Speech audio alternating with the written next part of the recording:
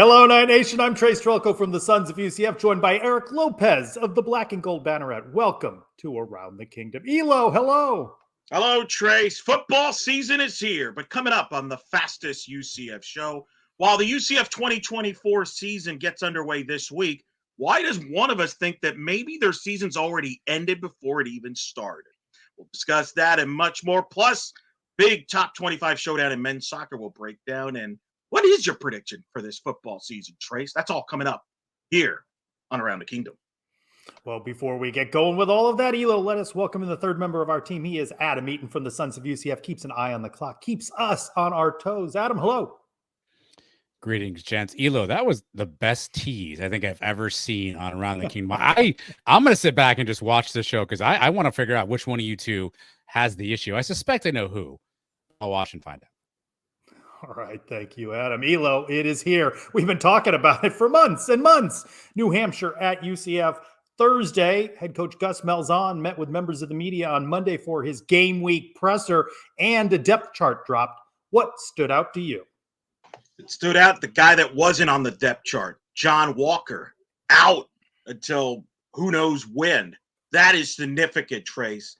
We kind of heard rumblings about this a week ago, and the last thing you need is an injury out to your defensive line and in your defensive tackle, and maybe arguably your best guy in John Walker. So to me, that was the big story. Other than that, Trent Whittemore winning the number 3 wide receiving spot, I thought was fascinating. Possession receiver to complement a Kobe Hudson and Xavier Townsend. So I think from a depth chart standpoint, that stood out to me. But to me, the big story is Walker. Yeah, that is a loss. Of course, you're going to hear now the depth is there and it's going to be tested. So we're going to see. I thought it was interesting that Ja'Cory Brown emerged as QB2. As much as a depth chart means going into week one, we've been talking about the New Hampshire game, Sam Houston State, with all due respect to the opponents, sort of tune-up games for that Big 12 opener in week 3 at TCU, preseason games, if you will. So we'll see how things shake out. But Ja'Cory Brown edging out, at least we know Dylan Risk was in the battle there. So I thought that was notable.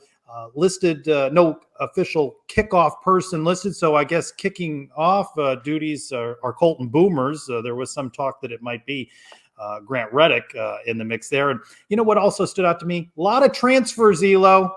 For all the talk about recruiting classes, a lot of transfers emerged as penciled in starters for week 1. Welcome to college football 2024. When you have a lot of transfers coming in, good chance they better be starting. That's the whole purpose of it. That's a cool, interesting point you just brought up. Colton Boomer, field goals and kickoffs. Interesting, right? After all the talk about, that's a lot for a kicker. Ooh, I'm going to rent out a violin just for the show for you, Trace, this fall. But interesting. I am curious, if he doesn't get off to a good start as far as field goals, does that affect his role as far as kicking off the ball? Mm-hmm. Interesting. I don't know. Still many questions there. Well, of course, there's a ton of optimism this season, as there always is the start of the season. Trace, this season will be a special season for UCF football if fill in the blank. I'll give you one right now. The Knights perform better on the road. That's why I think that TCU game week 3 so important for the Knights to get off to a strong start on the road. What about you? What's one from you? I think the special season, you're talking about the line. Are they physical up front, especially on the defensive side? Certainly we already know about the offensive side, but definitely the defensive side. Are they going to get pushed around again, Trace, like they have last season, or are they going to stand up? That's to me the big if they can have a defense that can stand up to people and not get pushed around, I think they have a chance to get a special season. Give you another one. Does KJ Jefferson have that kind of magical season that we really haven't seen? I know we saw stats from Dylan Gabriel, but I'm talking about the sort of season we saw from Mackenzie Milton. You mentioned possible Heisman contender. If he's even sniffing around that kind of thing, that's going to be a special season for the Knights. Do you win the close games, Trace? That's the difference, right? Give you credit for this. It's a game of margins. You told me that in the spring. It's describing softball. I think it applies to football as well. A kick here, a play there. Maybe last year there are 8 wins. A play here, a play there could be the difference this season. And if it bounces their way, like 2013 did, like 2017 did. Let's not act like 2017. They just steamrolled everybody. If you get the bounces the right way and win those close games, it could be a special season. Ted Roof, what kind of impact does he make on the defense? They don't have to be elite with the offense that we expect, but they have to be better. This is a guy that has bounced around, his resume longer than a scroll, Elo. Can he make the impact that has been talked about reuniting with Gus Malzahn? Those things come together. The things we mentioned, of course, several other factors, could be a special season for the Knights. But, Elo, if things don't go well, if the wheels wobble, could be a long season. What are some things that concern you? John Walker's injury. And I think, to be honest, I think this season's Big 12 championship aspirations ended with the John Walker injury. Unless Adam Eaton's thoughts that he did on the Jeff Allen's podcast last week, where he talked about Ricky Barber needing to step up, that's critical. Because if he doesn't, I think it's going to be a long season for UCF stopping the run, and you go from a team that can maybe flirt for the Big 12 title to maybe middle to the bottom of the Big 12. That's how significant the John Walker loss. And you cannot afford any more losses in that defensive front, or it's going to be a real long year. I agree with you on the impact of losing John Walker. I would just say that, and we don't know for how long, though I am skeptical that we see him, if not any earlier than late in the season, right? This has been a season, preseason, spring camp, marked with very few injuries. You're throwing, doom and gloom out there after one injury. I think he's that important. I think, and then when you're in the Big 12, you said it. It's a game of margins. I think John Walker can make a difference in a game, whether a tackle for loss, pressure. He's a guy you have to game plan for. Unless Adam's correct that Ricky Barber rises to the occasion, I think they're going to struggle there in the defensive front. I think that's a big concern I have as far as the long season. The other thing that it could be a long season, if the special teams doesn't carry their own weight. Do they struggle again? Do they give up field position? That doesn't help at all. You got to hit better on the transfers too, right? We've been saying they're going to be better against the run. Well, you just mentioned the impact of John Walker. We need to see a guy like Ethan Barr, named a team captain, only been here a couple of months. Do they hit better on the transfers? They have to for it to be a strong season, Elo. And let's bring this up because this has been a storyline for UCF now over the last few years. If KJ Jefferson goes down with the injury, like we've seen with quarterbacks the last few years, that also derails your season. It'll be a long year if you have an injury in the quarterback position. Of course, KJ Jefferson is one of those transfers. Probably got taken care of when he came to UCF, like many quarterbacks. I'm just saying, welcome to the world of NIL, which is unique now because players are, it's kind of getting their name and image likeness. They're getting paid. Donors are involved, boosters, etc. Whoever.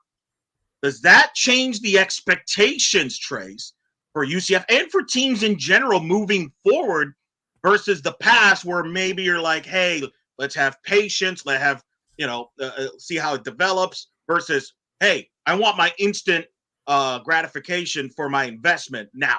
How do you think do you think it changes the expectations? Nah, I think NIL has always been there. It was money in a bag.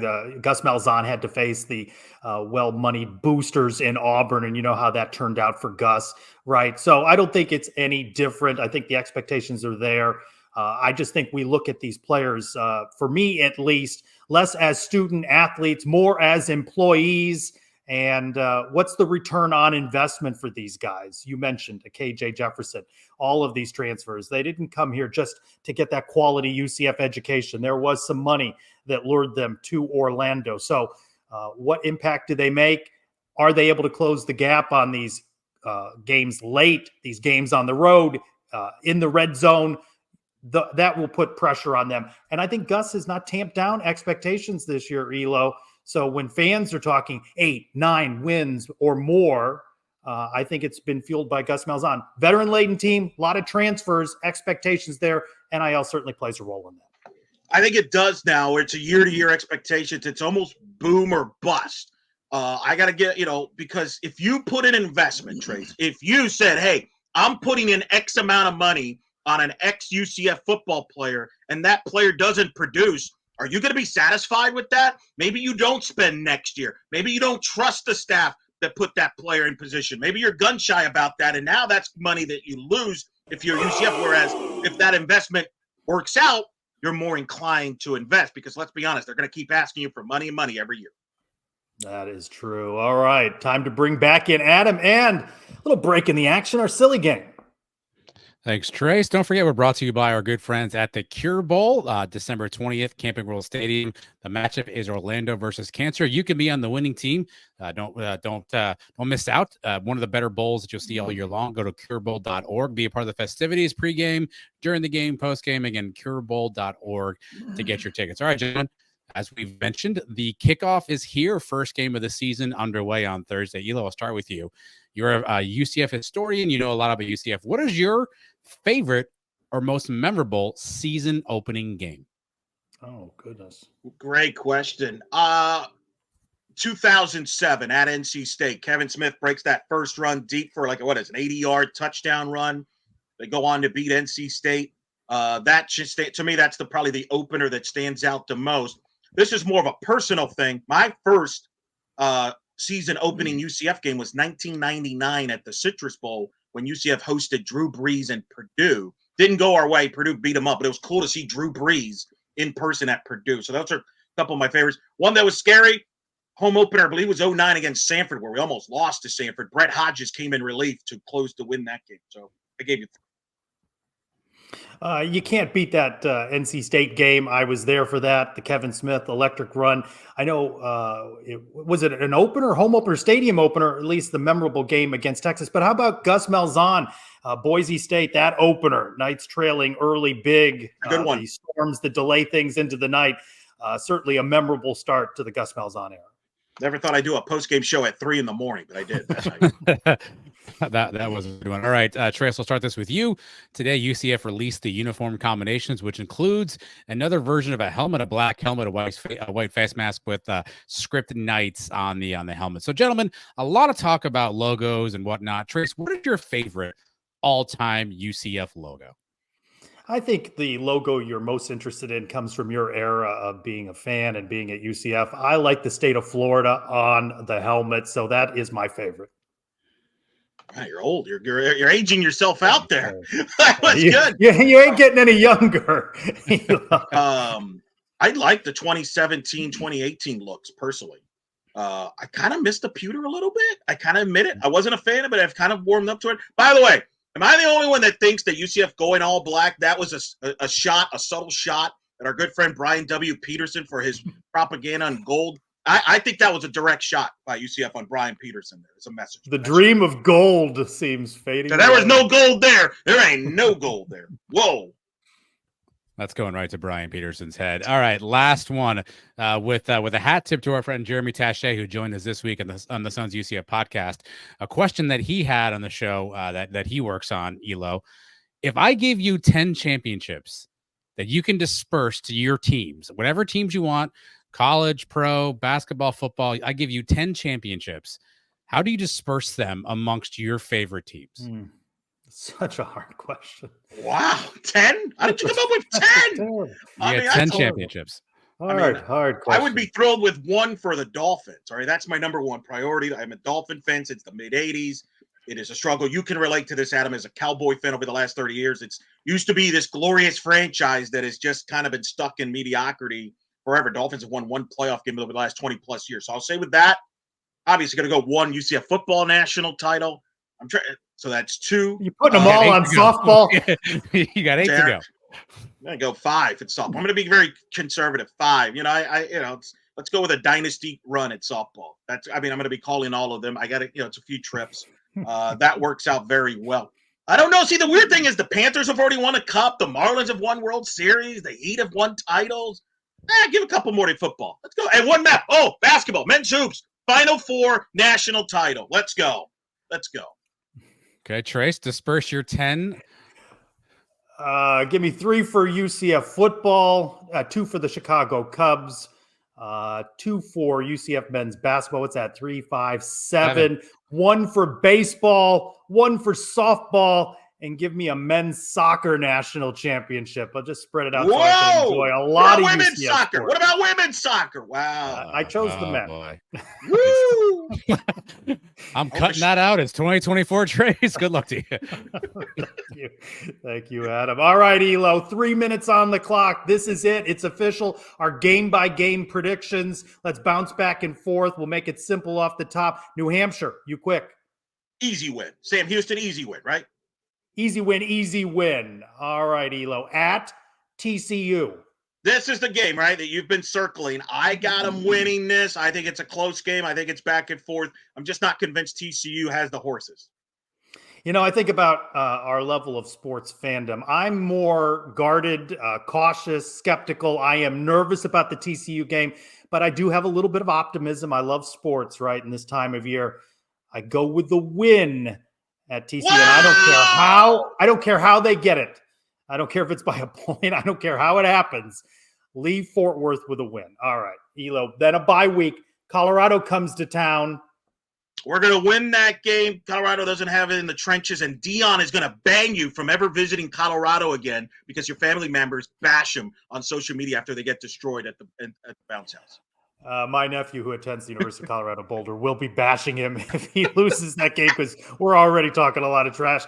I got UCF with a win on that one, Elo. And then the game everybody has circled at Florida. I think this is a loss. I don't like the fact it's a night game at the Swamp. I think it's a close loss. I do think this game in a lot of ways could determine whether this is a successful season or not. But I'm going to say close loss because it's in Florida, in Gainesville, in a night game. Yeah, I'm not willing to say it's my guaranteed loss. We don't know what Florida is going to be by then. We don't know what UCF is going to be by then, but I still think this is a loss. I am not the one that's putting the whole hopes of the season on this game, but I'll tell you what, for Gus Malzahn, 7-5, 8-4, better include a win over the Gators. And if they get that win, Elo, does there a little bit of a hangover with Cincinnati the next week? I say no. I think that is a win over Cincinnati. I'm not sure Satterfield will be head coach of Cincinnati if they stumble out of the gates. Wow, hot. Ooh, firing coaches. That could be a hangover game with Colorado, Florida. Third week, you got Cincinnati. That's a tough, but I do think they win the game. So where you got him now, Elo? You've got him one with, loss so far. One loss. We each have him with one loss. All right. At Iowa State, I debated whether this was a guaranteed loss. Ooh. I go with a loss. It is not my marked game that is a guaranteed loss. This is a loss. I agree. I don't know what the weather will be like. I think it's Matt Campbell, tough environment. They might get lost flying to Ames, Iowa, so I think they lose that game. BYU at home, Elo. That is a win. It's a win, but I'll tell you right now, if you ask me what's the game, they're like, I cannot believe we lost this game of the year. This is the game. Because I don't think BYU is going to have a good record. Everybody's going to assume it's an easy victory. Don't be shocked if this is Navy from a couple years ago or, Baylor last year. This is the game that's candidate. It actually makes me a little nervous, but I'm going to say win to be positive. Space game. Arizona Knights undefeated in the space game. We're staying undefeated, brother. I will go with a win. At Arizona State, I know Adam Eaton says this could be the trip up on the road for the Knights. At Arizona State, cross country to Phoenix. I agree with Adam. I think we get upset here. That's a loss. I think that is a win before a bye week. And then Elo at West Virginia. Guaranteed loss. It is this year's Texas Tech. They do not get out of Morgantown with a win. I agree. They lose. I think you're going to either get hit by a battery or you're going to duck down because you're going to hear a gunshot. You don't know if it's a Mountaineer fan shooting that or a UCF fan shooting at you for picking West Virginia. And I think they lose to Utah at the end. I have Utah as a loss too, stumbling down the stretch, Elo. So what do you have them at now? I've lost 8-4. 8-4. You backed off 9-3, 10-2 because of John Walker? Yes, 100%. I think that is a significant loss. I don't think they replace him unless Adam Eaton's guy, Ricky Barber, steps up. If Ricky Barber steps up, they should build a statue for Adam Eaton because he kind of called him out last week on the Jeff Allen podcast. So props for Adam for saving our season. But no, 8-4. 8-4. I've been on the 8-4 kick for a while. 2-3 on the road. I can't see him going perfect at home. If Utah doesn't have anything to play for, maybe that ends up being a win. But who knows week to week, Elo? What do you think? Let us know in the comments, Elo. And you know what this means. New season. Return to some prop bets, Elo. Nothing beats prop bets, ladies and gentlemen. And we're going to begin with tight end receptions. A lot of hype about Randy Pittman. This is a salute to a fallen former UCF fan, always a UCF fan, but of course, the late, great Cossack advisor who would make prop bets, who was the most positive UCF fan. He would make prop bets with a certain JP Gilbert. On the tight end prop bets receptions, 24.5 is the number they have given us, Mr. Trylko, for the over and are you over? I am all bought into the tight end position this year, and Randy Pittman over Elo, over 24.5. I'm going to go under. I got to see it to believe it every year. Yeah, the tight end will be more involved. I'm going to say it's under. I think he ends up around 22 catches. It is safe to go with the under. It always hits, Elo. Big 12 predicted finish for UCF 6. Do you think UCF will do better than that or worse than that, Trace Trylko? Better or worse than 6? Does 8 and 4 get them better than, I like the push there, but I know you and Adam don't like when I go 5th, Elo, 5th at 8 and 4.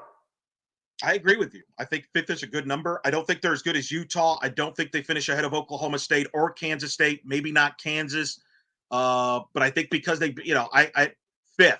But I do a 5th. I'll go very barely. I wouldn't put a mortgage on it though. That's for sure. Has this John Walker thing? Now you got him 8 and 4, but has it changed your floor and your ceiling? It's changed your ceiling, right? You're yes, not because on a 9 and a 10. If Walker was healthy, I would have him at 9 wins, maybe flirting with that Big 12 title game.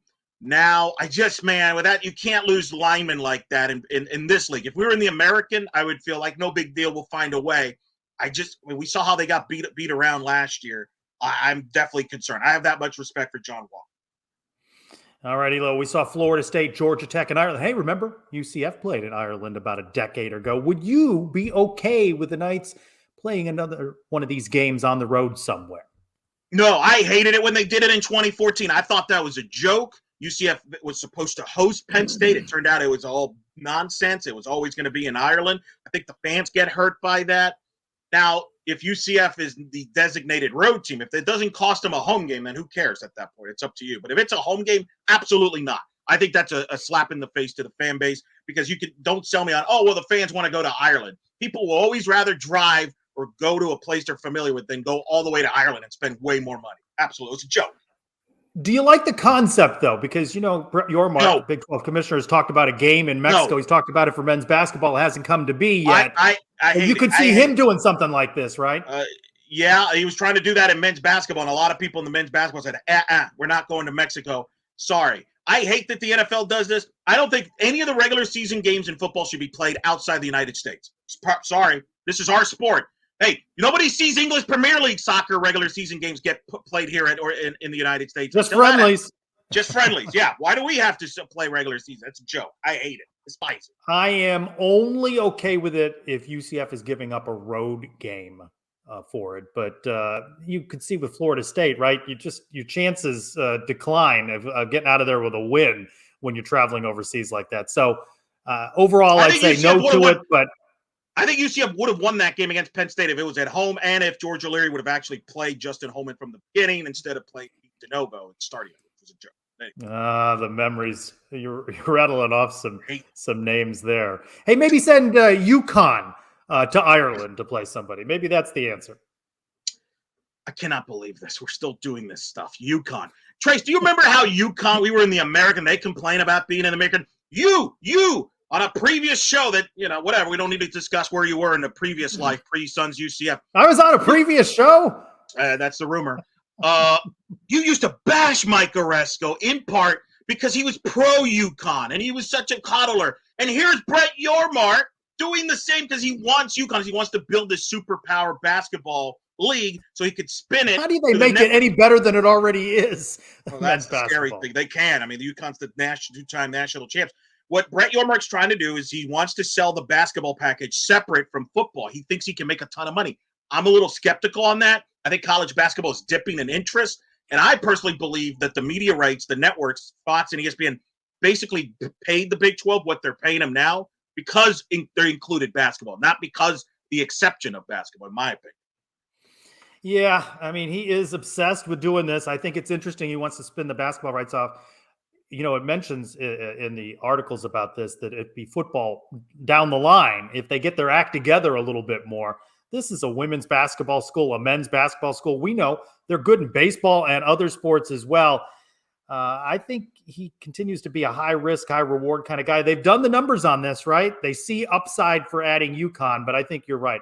It's all Well, about and part of it is he knows he's going to play catch up to the SEC and the Big Ten when it comes to the football playoff. So you make up for that by getting 10 teams into the Big 12 in the NCAA tournament in basketball. I think for UCF on the court, this is bad. Just what we don't need, another school that actually spends a ton of money in basketball. Business-wise, it'll draw fans. But how is UCF going to compete in basketball, Trace? Tell me. I don't even want to think about it. I shudder thinking about this upcoming season in men's basketball. New season around the corner is volleyball. They are on the road for a couple of weeks, it seems, Elo. Coming out of a season in which they were 17-12, started early, strong, 8-10 in the league, stumbled down the stretch, 8 straight losses. Hey, picked 11th out of 15 in the Big 12. I'm looking for improvement year over year, but there seem to be league coaches and others that are skeptical that the Knights will improve. Remember the years when McKenna was was around and they used to have a number 1 only, not 1-1 next to them in the preseason poll, right? 1-1. But never won one. No, never won one, that's for sure. But look, here's the positive. Jenny Maurer had a tough situation in that she had to take over in May when Todd Dagenais left abruptly to go to a pro league. In fact, he was on Sons of UCF Live when he actually did it that night. Back in late April. It was a memorable interview that you and Adam. He reacted on Suns Live. He did not announce on Suns Live. I'm not going to go there. They do return a core back. Do they take growth? The Big 12 is strong. They don't have Texas in the league. I think they can do better than 11th, more cohesion. But I don't know if they're an NCAA tournament team this year. But if they could, some things break right, maybe. But it's interesting. Abby Shomers should be 100% healthy at the setter position. Got Ava Armour up front with Emily Wilson to depend their offense there. They got a big middle blocker, 6'7" from Colorado, Trace, who played at Colorado, transfer that they expect big things in middle block. Need the height, Elo, right? And we need to get a sense of the identity in the post-McKenna Melville era. I think you need time to build, but I think we've said this with soccer, other sports.